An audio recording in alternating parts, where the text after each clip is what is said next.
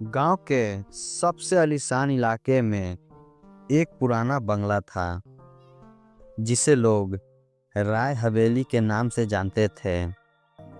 यह हवेली माया के पिता की अमानत थी, जिनकी असमय मौत के बाद माया और उनकी मां रचना यहाँ अकेली रह गई थी।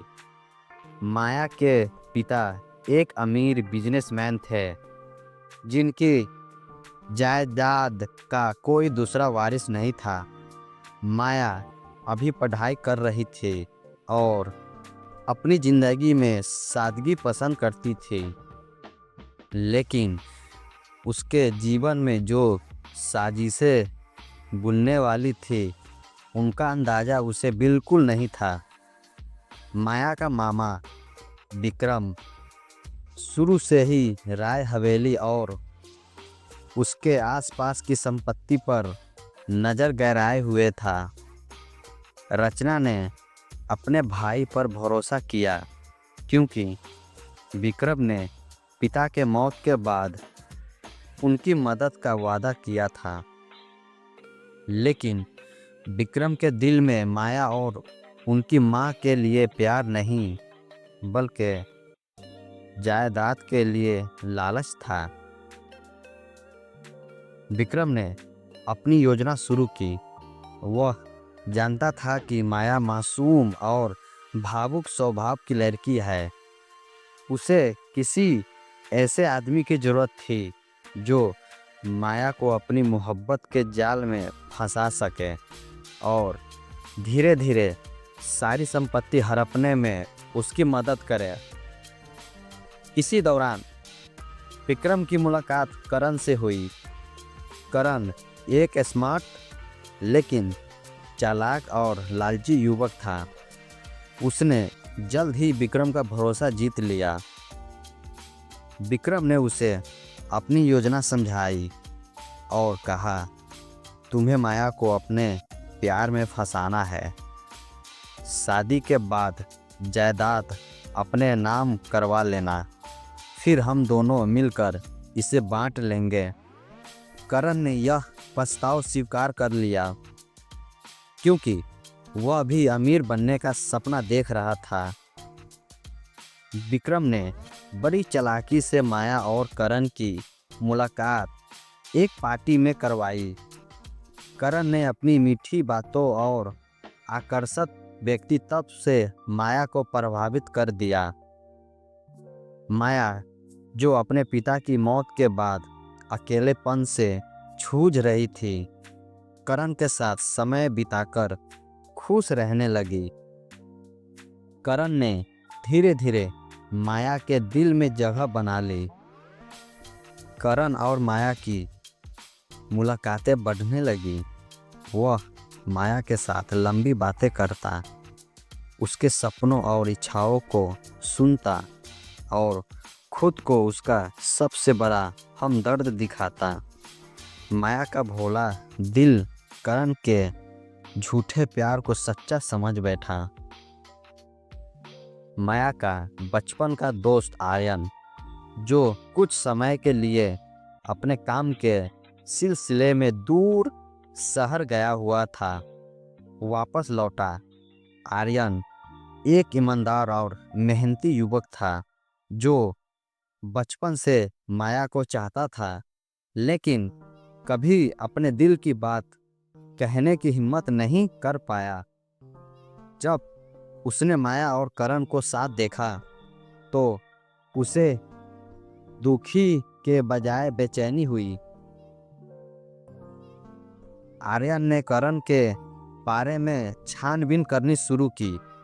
उसे पता चला कि करण का कोई स्थिर पैसा नहीं था और उसके बारे में कुछ बातें संदिग्ध थी।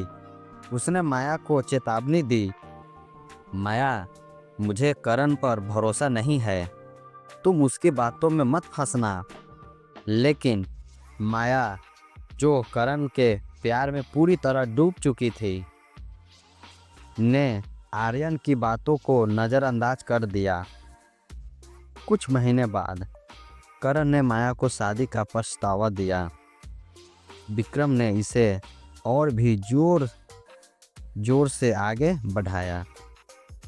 उसने रचना से कहा, करण अच्छा लड़का है, यह शादी माया के लिए सबसे सही फैसला होगा। रचना, जो माया की खुशी चाहती थी, मान गई। शादी की तैयारियां शुरू हो गई। इसी दौरान विक्रम ने माया को कुछ कागजात पर साइन करने को कहा। उसने कहा, ये तुम्हारी पिता की संपत्ति के कागजात है, इन्हें तुम्हारे नाम से करण के नाम ट्रांसफ़र करना है ताकि शादी के बाद सब कुछ संभालना आसान हो। माया को यह बात थोड़ी अजीब लगी, लेकिन करण उसे प्यार से समझाया, मैं तुम्हारे लिए यह सब कर रहा हूँ, मुझे बस तुम्हारा साथ चाहिए। माया ने कागजात पर साइन कर दिया। इस बीच आर्यन ने करण और विक्रम पर नज़र रखना जारी रखा।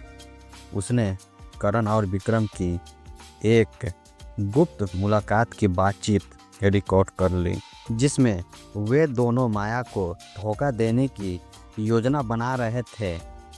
उन्होंने तय किया था कि शादी के बाद माया की सारी जायदाद अपने नाम करवाकर उसे छोड़ देंगे। आर्यन ने सबूत के साथ माया से बात की। पहले तो माया ने उसकी बात पर यकीन नहीं किया, लेकिन जब उसने रिकॉर्डिंग सुनी तो उसकी आंखें से पर्दा हट गया, उसका दिल टूट गया। वह अपनी माँ के पास गई और रोते हुए सारी बात बताई। रचना भी यह सुनकर हैरान रह गई। माया ने आर्यन और अपनी माँ के साथ मिलकर एक योजना बनाई। शादी के दिन जब सभी मेहमान मौजूद थे, माया ने करण और विक्रम की साजिश का खुलासा किया। उसने रिकॉर्डिंग को सबके सामने चलाया। पूरे कमरे में खामोशी छा गई। विक्रम और करण ने सफाई देने की कोशिश की, लेकिन सबूत इतने पुख्ता थे कि कोई उसकी बात पर यकीन नहीं कर सका। माया ने तुरंत पुलिस को बुलाया और दोनों को गिरफ्तार करवा दिया। इस घटना ने माया को छोड़कर रख दिया, लेकिन आर्यन ने उसे संभाला। उसने माया से कहा, तुम्हें अपनी ताकत खुद बनानी होगी। तुम्हारा भरोसा किसी ने तोड़ा, लेकिन तुम इसे फिर से बना सकती हो। माया को एहसास हुआ कि आर्यन हमेशा उसका सच्चा दोस्त और साथी रहा। कुछ महीने बाद माया ने आर्यन को अपना दिल दे दिया। दोनों ने साथ में एक नई जिंदगी शुरू की, जहां प्यार, भरोसा और सच्चाई का राज था। फरेब का अंत हुआ और मोहब्बत ने अपना रास्ता बना लिया। धन्यवाद।